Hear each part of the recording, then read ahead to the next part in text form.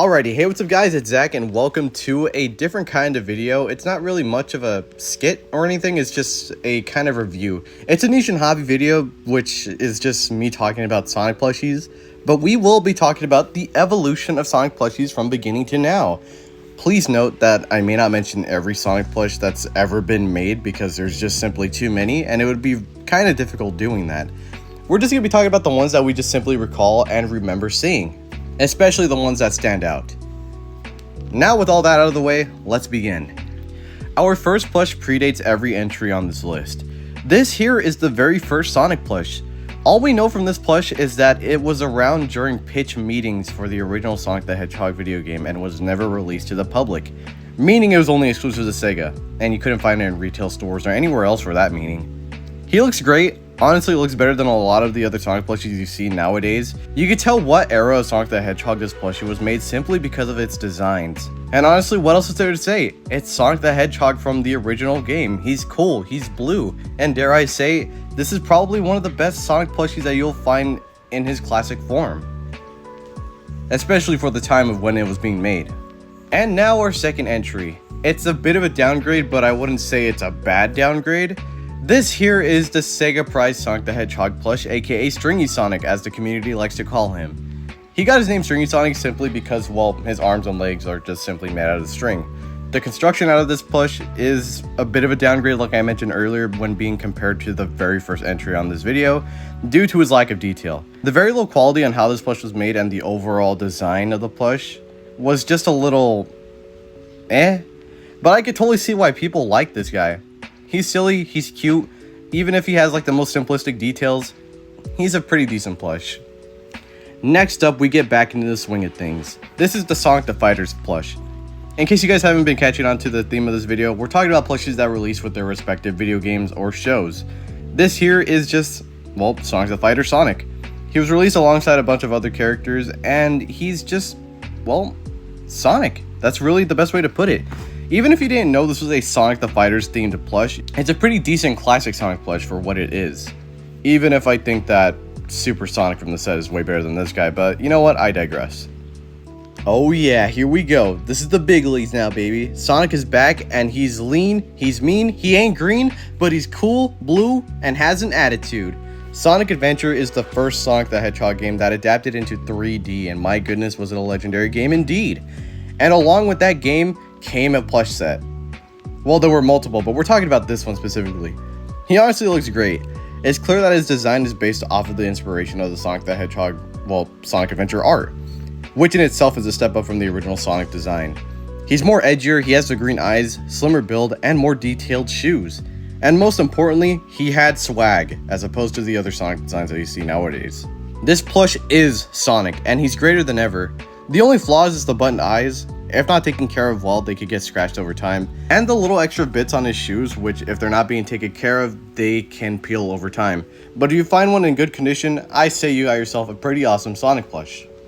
What did you say? It doesn't get any better than that? Well, allow me to change your mind. What if we had that exact same Sonic plush, but he had cooler shoes? This here is the Sonic Adventure 2 Soap Shoe Sonic plush. That was a mouthful. We'll just call him Soap Shoe Sonic. Like his predecessor, he has the button eyes, the cool little smile, and the overall design is just Sonic. But the difference here is being the shoes. This here are the high-speed shoes. I'm pretty sure every Sonic fan knows what they are. This here is the only Sonic plush to even wear these type of shoes. There are multiple figures that have Sonic wearing the shoes, but they're just action figures as opposed to being plushies, and we're talking about plushies in this video. And this made this guy very rare. Not only that, but the addition of him being released alongside Sonic Adventure 2, the best game of all time, it just made him rare. Yeah, you're pretty cool if you had this guy. Next up, besides talking about the UFO Capture Prize plushies, or plushies that you just simply can't get your hands on, this here is the section where we talk about the Carnival Prize Sonic plushies, specifically the Toy Network and Kelly Toy plushies. And I know a bunch of you guys may be thinking, oh hey, that's the plushie Spin Dash Pro uses. That's the plushie that Chaos Emerald Star uses. You are correct. These plushies are interesting. They weren't really focused much on quality, more on quantity, because they were Carnival based plushies. Meaning they focused more on how many they could make, and less about how the plushie will come out to look. Which means a bunch of these guys looked a little silly. Them being Carnival prizes also means that they came in multiple sizes. you had Skinny Sonic, and you had... Oh my god, what the hell is that? That's pretty much it.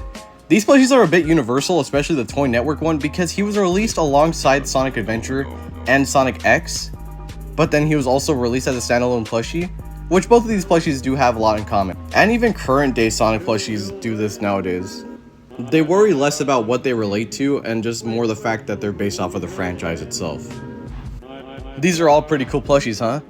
Well, what if I told you that there was a way to get a Sonic plush without having to worry about the stress of winning a claw machine or doing good at a Carnival game? Well, ladies and gentlemen, I bring you retail Sonic plushies. Around the time when Toys R Us was still alive, Jazwares was the respective company that had the Sonic the Hedgehog license. And for the time being, Jazwares was kicking ass in the figure category.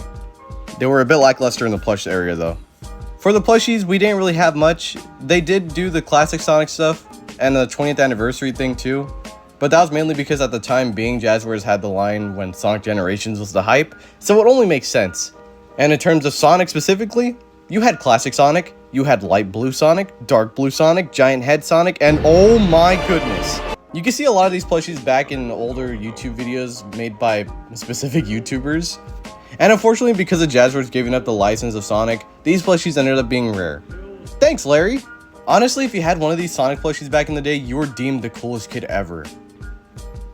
And unfortunately, we leave it at that. All good things must come to an end, and Jazwares left the license up to Tomy. Ironically enough, Tomy was the distributors for the Sonic merchandise for Jazwares in the UK, but I guess they just got the line somehow.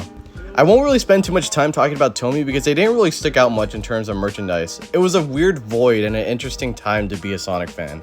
For Tomy, they didn't really stand out much besides their Sonic Boom stuff, and I'm just being honest. Yes, Tomy did cover the 25th anniversary stuff. They even covered Sonic Forces. I don't think we want to talk about Sonic Forces. But one thing that really did stand out for Tomy were the Sonic Boom merchandise. Yes, they did the action figures for them, but we're going to be talking about the plushes specifically for this video, and they broke up into different series. There was Series 1 where it had the Boom cast, being Sonic, Tails, Knuckles, and Amy, and then there was Series 2 where they had Shadow, Styx, and other characters that I just genuinely forgot about. Sonic looked great. It's clear that he's just based off of the show. I'm not too sure if they did anything for the video games, but it's just Boom Sonic and the only Boom Sonic to exist. Well, I mean, there were the emoji plushies and the big head plushies, but you get my point. Tomy was the only company to capitalize on the Sonic Boom era. Other than that, there has been yet to be another company to cover the Sonic Boom franchise. And yeah, that's about it. This was just a subspace area for Sonic merchandise. They ended on a bittersweet ending. Their figures weren't the best, and their plushie section wasn't the best either, but they did what they could. And honestly, the Tomy era was a very interesting time to be in. Do I really have to talk about the Jakks stuff? Alright, we'll talk about it. Jakks Specifics, formerly known for the World of Nintendo line, now is the current placeholder for the Sonic the Hedgehog merchandise. They're really great, and they're amazing at the action figure stuff, though a little lackluster for the plushies. Wait, we've been here before. Anyways, Jakks Specific is, well, they're alright. I mean, they're not the best plushies. They're good for what they are. They cover more of the classic stuff than they do the modern stuff. But their Sonic and Shadow plushes are just... bleh. I don't know. I don't like them, guys. Well, don't get me wrong. The other stuff from Jakks Specific is amazing. Their movie plushes, they're great. Those ones, I'm surprised they didn't go for the flat head designs. Oh, they still did it. Alright, cool. Jakks Specifics. They're alright. Not the best in my opinion. They're good at action figures, though. Next up, we got Great Eastern Entertainment. I kind of got my dates wrong with this one because I just didn't know where to place it since they're still doing Sonic plushes to this day. Great Eastern started back when Sonic X was still, like, airing for CW and all that stuff, but that's when they originally began for their Sonic plushies. Since then, they went on to do more characters, and they're doing the classic stuff as well. They have a very big array of Sonic characters, and they're actually pretty good for what they are, even if they're a little pricey. And once again, these are the type of plushies you'll see in many YouTubers' plush videos. Hey, wait a minute! If I were you, I'd honestly go for these plushies, especially for the current day Sonic plushes if you want a very good definitive one. Seriously, I have plenty of these guys, you will not be disappointed. Alright, am I missing anything else? Oh, that's right, the Sanei plushies. Since 2007 up to now, damn, I really got my dates wrong. Okay, anyways. Sanei's been doing Sonic plushes for a while, and if you want high quality in a Sonic plush, this is the place where you look. From 2007 up till now, they are still #1 in the eyes of many who love Sonic plush merchandise, and honestly, I can't blame them. The plushies look great. Most of them. But hey, these plushies also fall under the category of many YouTubers using them, and those YouTubers having the many subscribers, which causes the viewers of those YouTubers to want the plushies as well, making these things very, very, very, very, very, very pricey. And that just about wraps up this video. Were there any Sonic plushies that I missed and you felt deserved to be on this list? What is your personal favorite Sonic plushie, and what character should I do next? Let me know in the comment section below, leave a like letting me know that you enjoyed this video. But other than that, it's been Zach, and peace out.